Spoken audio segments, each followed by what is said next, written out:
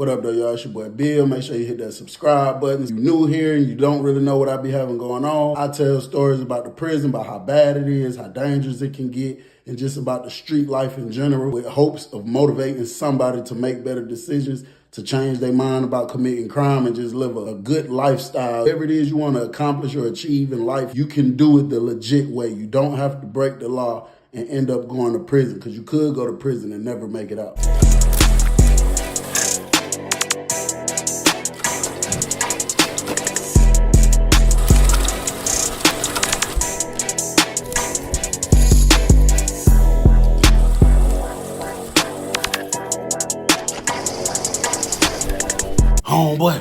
Homeboy. I'm like, what going on, Bolette? Man, you ain't see that man teeth, homeboy. You ain't see that man teeth. I'm like, who seeing who teeth? He like, man, Yuck Mouf teeth. Man, homeboy. Man, I said, hold on. Who the hell is Yuck Mouf? He said, man, somebody just came in the door, homeboy. He said, man, dead serious, home. When I tell you that man teeth look like it's two platypus living in his mouth, hanging upside down, homeboy. Dead serious, home. It's like two on upside down with their beaks popping out that man top lip. He said, man, dead serious, home. You got to see it, home. He said, listen, homeboy. Come here. He walked over there to the end. Over there to the door. He said, come here, homeboy, come here. So I walk over there. He like, look, homeboy. I'm talking about nodding straight at the man. Ain't even trying to play it off or nothing. So he like, 1, 2, 3, 4. I say 5 rooms down, leaning on the rail. He said, homeboy, look, let me show you something. Dead serious. You see the dark-skinned dude right there, homeboy? Homeboy, man, it's like little drool in his beard, man. Bolette used to piss me off, bro. So he like, look, homeboy. Because dude was turning his head, like kind of looking this way. He said, you see that? You see that on his mouth, homeboy? Homeboy, you see that on his mouth? Now, from, y'all know, I really supposed to wear glasses. So I ain't got the best vision in the world when it's far away.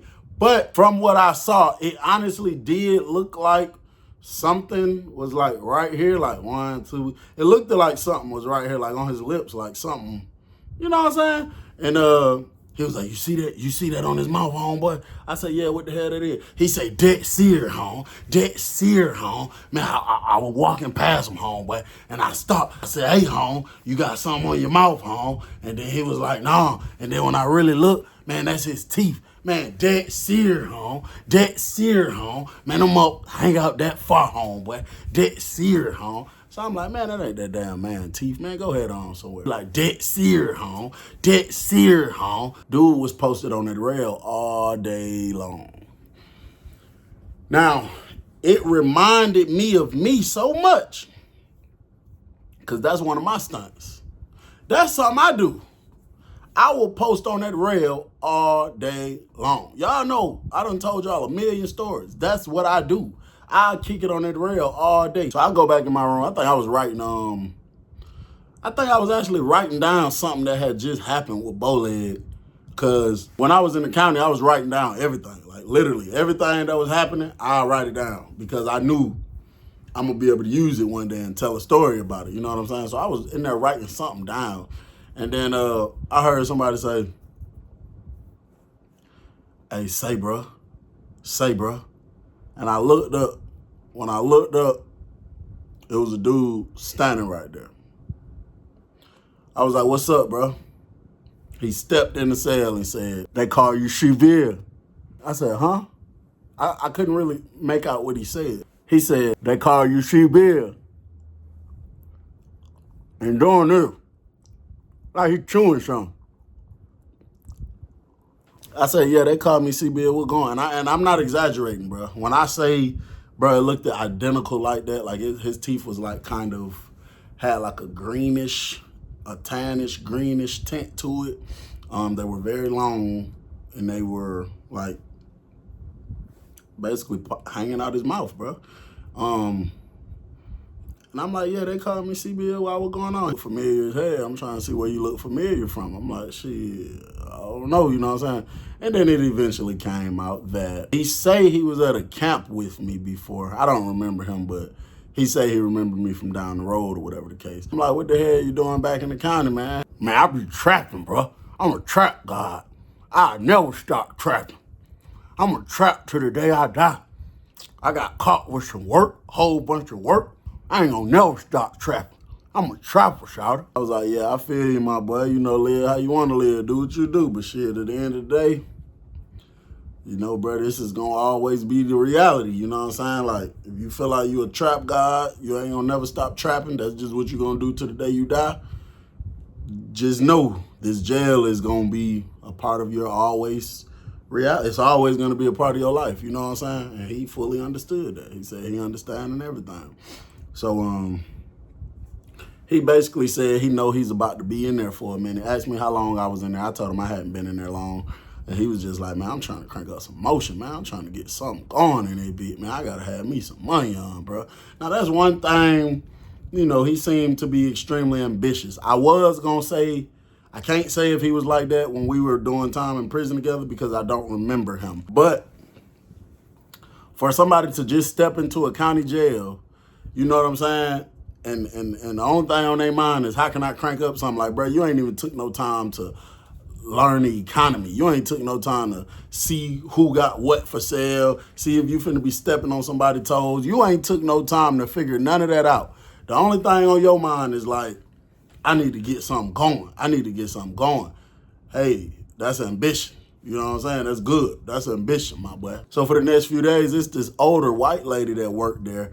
And bro, when I say when she come in, he be on her top. Now here's the thing. This how you know she entertain them and like them. Listen, bro, when a girl come in the dorm and you run up on her and you go to talking to her, number one, most of the time, like, cause bro, Yuck Mouf used to get kind of close. You know what I'm saying? Number one, she'll tell you, hold on, man, back up. That's number one. Number two, she'll like have loud, open conversations, like to ensure everybody can hear what's being said. This lady will be talking low. And while she doing her rounds, he'll be walking with her the whole time. And she be laughing. Whatever Yuck Mouf over there telling her, she be laughing. I'm talking about real hard, older white lady. I know one time they was walking up the steps. They was coming this way. They just came up the steps and they was coming this way. And I was laying in the bed and all I heard was the lady saying, "Oh my God, hon, you're so damn funny. You should be a stand-up comic when you're released." Yuck Mouf laughing, talking about, "Nah, baby, ain't nothing funny about me. Ain't nothing funny about me." You know what I'm saying? Stuff like that. But one day he right there at the door talking to her. You know what I'm saying? Talking for a long time. I hear bow-leg feet dragging, coming over here. I close my eyes and act like I'm asleep. He don't give a damn. He busting the door. Homeboy. I look up. I'm like, "What's up, bro?" He like, "Man, I'm trying to figure something out, homeboy." I'm like, "What's up?" He say, "Man, how this man with the duck teeth, llama blade looking ass teeth catch a female, bro? Dead sear, home. Dead sear, home." I'm like, "Man, don't nobody want her." You feel me? He like, "It ain't about what she look like, homeboy. It's just the fact we locked up." You know what I'm saying, homeboy? The man walked over here to the mirror, the little small mirror, and gonna say, "I'm just saying, homeboy, like no homo or nothing, but you got fine ass, light-skinned nigga like me, clean bald head, homeboy. Homeboy, keep the bald head clean. Line the beard up with magic shave, homeboy. Look like you put a straight razor on my face with magic shave. Dead sear, home. Dead sear, home. And I'm just trying to figure out, handsome as a nigga like me is, how the hell you feel me? Like, I ain't got the best teeth in the world, homeboy, but shit, I don't look like I've been chewing on rocks my whole life neither. Dead sear, home. Dead sear, home." So I'm like, "Bole, you slick, sound like a hater, G." He like, "I sound like a hater." I'm like, "Bro, you just said, why is the girl talking to him when basically she can be talking to you? Like, bro, why you hating on that man? Maybe she like him." You know what I'm saying? So he like, "Man, that man, dead sear, huh?" So he shoot out the room. I get up, look at the door, because the way he left, it just looked at a little flaky. Why Bowleg go walking down there the way they at? I looked right at him. I shook my head. I said, "This man's a certified hater." Man, Bowleg was down there for about 20 seconds. Whatever he said to the girl, said to Yuck Mouf, turned straight around, came back up the step. He wobbled up the steps, because you know that leg got a mind of his own. He wobbled up the steps, frowned up like this. He come in the room. I'm like, what the hell going on? He said, oh, I see why, homeboy. He sat down on the table. He said, I see why. I see what's going on now, homeboy. Dead seer, home. Dead seer, home. I said, what going on? What you mean? You see why? He said, man, that girl teeth so fucked up. He said, man, shit. They Mr. and Mrs. Yuck Mouf. Dead seer, home. Dead seer, home. So I'm like, man, that man is a, man, get the hell on, bro. You know what I'm saying? So he started giving descriptions of her grill, talking about it looked like a fork with a missing piece. Like, hey, bro, I don't want to hear that, bro. You feel me? Like, you finna make a nigga throw up or something, bro. Get the hell on. So he eventually go ahead on about his business. Now, that girl, like over the next day or two, that girl done called Yuck Mouf out several times. Now, here's the thing. You got something called the houseman. The houseman job, you know, clean up, all that type of stuff. So whenever somebody need to go out the dorm to get the mop bucket, the broom, the dustpan, the push broom, whatever we need to keep the dorm clean, it's the houseman. It's the two guys. One of the two guys that live in that first room is the only person supposed to be allowed to go out there and get all the stuff we need and bring it back in there.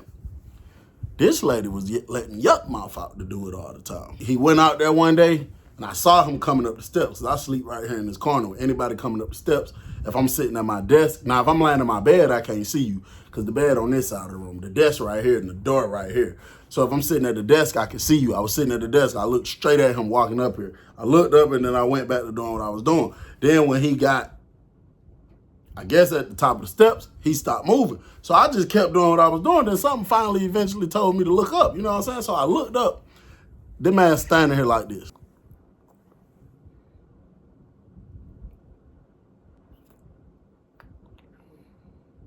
I look up at him. I'm like, shit, what's up, Yuck? You straight? No, I'm saying like, hey, he just sitting here looking at me crazy, folks. He walked in the room. Hey, shout, you smoke cigarette? You fuck with the cigarette? I'm talking about, bro, it's like so heavy on him, no exaggeration. It's like, I understand he's saying, do you smoke cigarettes? But it literally sounds like he's saying, you smoke cigarette? You know what I'm saying? Like he can't get his own words out. So I'm like, shit, hell yeah. Now, you know, at this moment, of course I didn't smoke cigarettes. But when you in jail, sometimes, you know, a cigarette will relieve stress. So I'm like, hell yeah, I smoke a cigarette. What the hell you talking about? That man looked back again, stuck his hand inside his jumpsuit. You got $100? If we got $100, I got you a pack of Newport right now. Dead air. Dead air. Dead air. Dead air. I'm like, bro, you ain't got no pack of Newport. Yo ass tweak. If you got a pack of Newports, I'm finna send you 100 right now. And that man pulled a pack of Newports, cleaned out his pants, kept looking back. Somebody was walking up the steps. He hurried up, stuck it back in there. I said, Yuck Mouf, how the f you get that in here? Hey, man.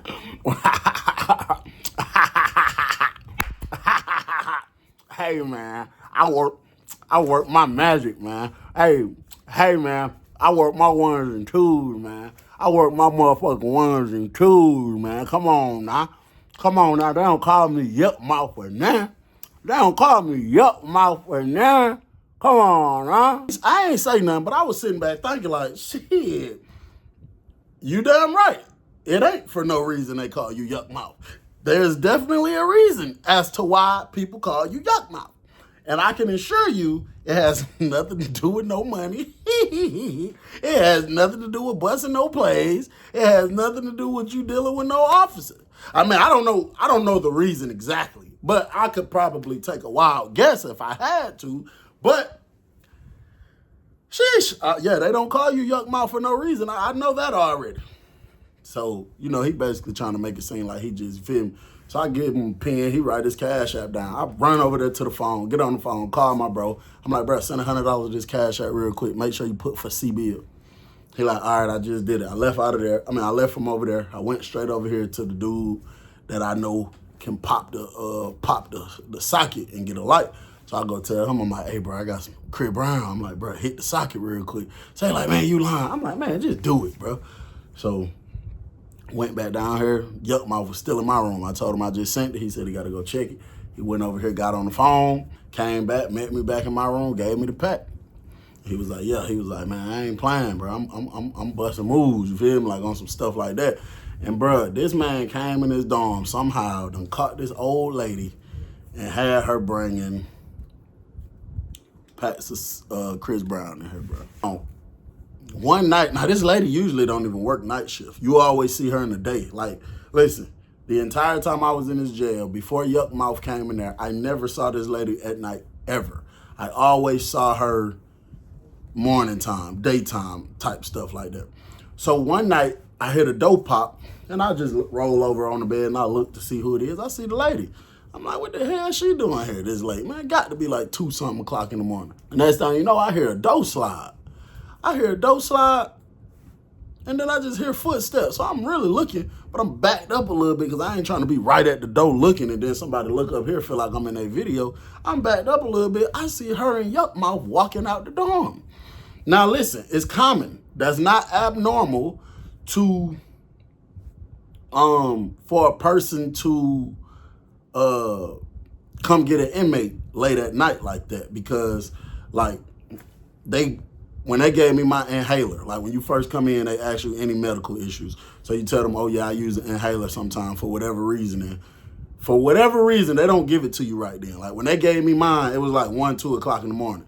The officer came, opened the door. He was like, hey, get up, put your jumpsuit on. We got to walk down here to medical. And then I walked down there, and then the doctor gave it to me, wrote my name on it, then they sent me back. So that's not abnormal. But it got to a point where, bro, this was happening every other night. And we're like, bro, ain't nobody having that many medical issues. You know what I'm saying? Like, overnight, it ain't just happening like that.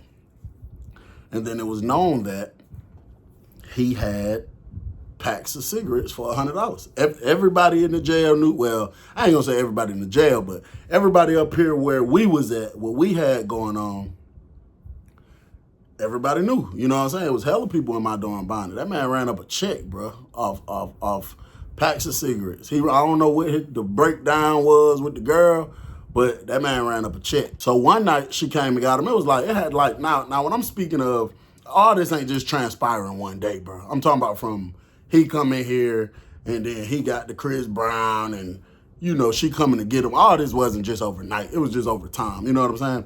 So one night she came and got him out of there. But they didn't come. I don't recall them coming back. You know what I'm saying? I ended up dozing off. I'm not saying I was just up watching them, paying attention to them or nothing. You know what I'm saying? But I just don't remember him bringing her back. I mean, her bringing him back or whatever the case. So I fall asleep. I wake up the next morning. Police ran in there like 10 deep. They came and shook the whole dorm down. I think 2 people got caught with cigarettes. They say they charged them a free world contraband charge. Like it's called bringing contraband cross guard lines or something like. It's some type of charge like that. And they sent them to the hole. And when they left, went on about their business. I asked them like, what the hell y'all shaking us down for? They ain't say nothing. But when they left and went on about their business, Bowleg came over there. He said, homeboy, man, I don't know how that ugly ass nigga pulled that shit off. That seared, home. That seared, home. I say, pull what off? What happened? He say, man, Yuck Mouf was smashing Mrs. Yuck Mouf. I say, no. He say, man, that seared, home. You ain't hear them officers that night came and got that man property. That seared, home. They was talking about it. And the other one said, oh, that girl so stupid. She just risked her career to have sex with an inmate when she could have did that with all type of other free world people out there on the streets. And then they both just got extra charges. That seared, home. And then the other one gonna start laughing and say, I don't see how the hell she was fucking with him anyway. Did you see the way that boy teeth was? That seared, home. That seared, home. I say, man, you lying. He said, man, wallahi, wallahi, wallahi. I said, hold on, whoa, Bowleg. When the hell you become Muslim? Cause listen, bro, I know he used to say, I don't know, bro. He used to say different stuff. I don't know. Let me see. Did I tell y'all the man at one point was saying he was a blood, but he retired and he got family that's a vice lord and his uncle was a Crip and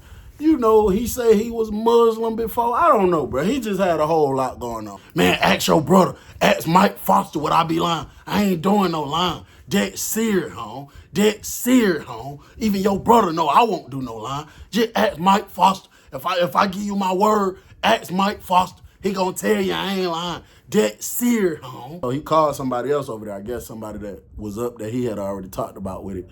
And he was like, tell CB what them officers were saying. Dude said when they came and packed Yuck Mouf property, they were saying that him and that girl got caught having sex. And she got fired and charged. He got some type of charge and got sent to the hole. And he said, and the other officer was like, ugh, did you see that boy teeth? I don't know why she did that, or whatever the case like that. So it was true. That boy Yuck Mouf was getting a pack and clapping cheeks. That's crazy. You know what they had to do with that? Either in the hard cell or the mop closet or the church. Because when you leave out the dorm, to the left is the hard cell. It's just a cell with one slab where you can sit at, lay at, whatever you want. The church is a open room with chairs lined up. And then the mop closet out there is a closet you just go deep into. So it had to be one of them three that they had to be in. But listen, bro, it's best to just live a life where you don't go through none of that. Don't go to jail. Just do the right thing. Don't be doing nothing stupid. Don't do nothing that'll have you placed in a position where you go to jail. Because, you know, I might tell you a story about something that's happening or something that happened. Or even if it sounds interesting, even if it's entertaining, just know we don't want to be here. We don't want to go through this. We just make the best out of it because we got to be here. But nobody wants to live like that. Do the right thing. Make money, not excuses. It's your boy Bill. I'm gone.